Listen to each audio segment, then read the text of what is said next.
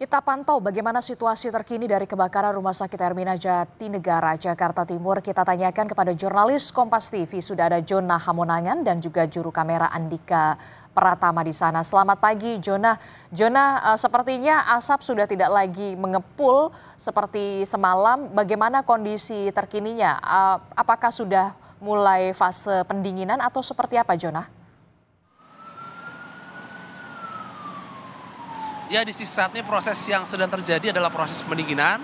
Jadi untuk proses pemadaman sendiri sudah selesai kurang lebih sekitar pukul 6 pagi. Jadi untuk kronologi atau kejadian ini bermula dari adanya laporan ke pihak Damkar Jakarta Timur, khususnya kurang lebih sekitar 4:45 pagi, adanya api sehingga dari pihak Damkar sekitar 4:50 langsung bergeser dan langsung melakukan pemadaman. Jadi untuk lokasi kebakaran ini berada di Rumah Sakit Hermina Jatinegara yang ada di lantai 3, khususnya unit farmasi, dan memang untuk kronologi atau penyebab awalnya yang saat ini masih dalam proses investigasi apakah adanya konsleting ataupun mungkin ada hal lain. Mengingat memang kalau kita lihat di unit farmasi banyak sekali mungkin benda-benda atau kemungkinan lain yang hingga semakin menimbulkan tingginya kemungkinan potensi kebakaran. Nah, untuk proses sekarang ini sudah pendinginan dan dari mobil damkar sendiri saat ini sudah mulai ditarik lagi kembali. Tadi kami melihat ada kurang lebih sekitar ada antara 8 hingga 10 mobil high pressure, mobil yang memang cukup besar dan mengeluarkan pipa untuk bisa mengalirkan. Nah, kalau kita lihat sekarang di belakang saya ada yang seperti selang dan juga ada kipas. Ini adalah mobil yang dipakai dalam rangka untuk menghisap asap yang berada di dalam, khususnya yang ada di unit lantai 3, sehingga nanti akan ditarik keluar untuk mengurangi adanya potensi atau kebakaran atau mungkin asap-asap dari kepulan kebakaran sendiri. Jadi untuk proses pendinginan kurang lebih sudah selesai, dan dari pihak petugas damkar sendiri tadi saya sudah mengecek dalam, mereka sendiri dalam rangka melakukan pengecekan mulai dari puing-puing atau mungkin dari adanya potensi lain.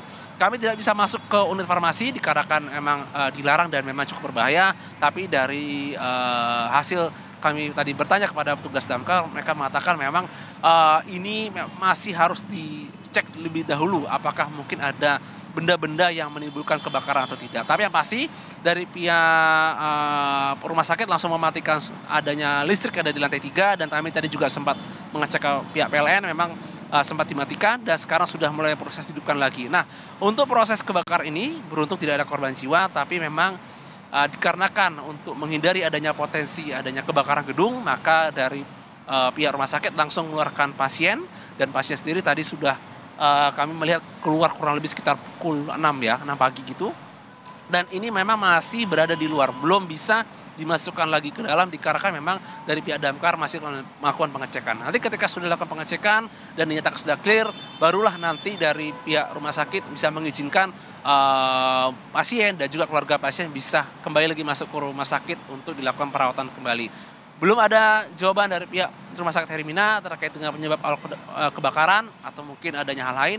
Kami masih menunggu hasil penyelidikan dilakukan oleh pihak polisian, khususnya dari pihak Polsek, dari pihak Damkar Jakarta Timur, dan juga dari pihak Rumah Sakit Hermina untuk mengetahui penyebab awal atau kronologi khususnya kebakaran yang ada di lantai 3, khususnya di unit farmasi Rumah Sakit Hermina Jatinegara ini. Adisti.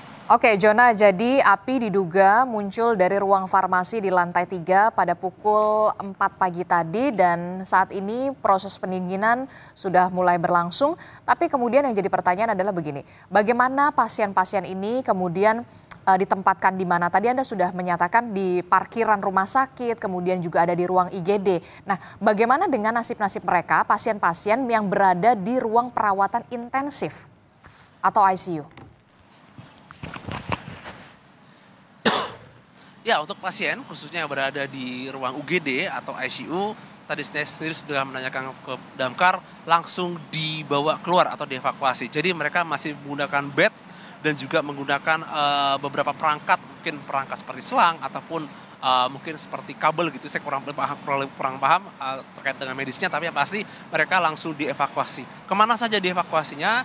Memang ada tersebar di beberapa titik, ada yang berada di parkiran, ada juga berada di gedung Hermina, tapi ini seperti gedung administrasi, jadi memang gedung yang terlihat cukup aman untuk bisa dijadikan salah satu titik kumpul khususnya untuk dari pasien sendiri. Nah, untuk pasien khususnya berada di UGD ini memang cukup rawan, apalagi mungkin yang akan operasi atau mungkin sedang operasi atau mungkin pasca operasi seperti apa, kami juga masih mencari tahu bagaimana kondisinya. Tapi penglihatan kami tadi memang cukup banyak yang menggunakan bed. Apakah mereka adalah pasien yang setelah operasi atau sudah dioperasi, kami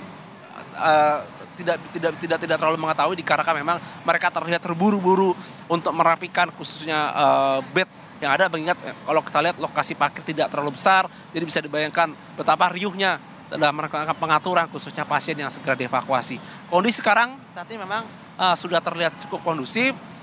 Beberapa mobil damkar sudah ditarik dan juga dari keluarga pasien yang awalnya mungkin mereka belum datang juga mereka juga sudah datang untuk mengecek khususnya ke keluarga pasien sendiri. Adisti. Oke, baik, kita akan tunggu bagaimana keterangan yang diberikan dari pihak rumah sakit terkait dengan kronologi, termasuk juga soal penyebab pasti kebakaran, termasuk juga soal bagaimana proses evakuasi terhadap para pasien. Terima kasih informasi jurnalis Kompas TV, Jona Hamonangan dan juga juru kamera Andika Pratama melaporkan.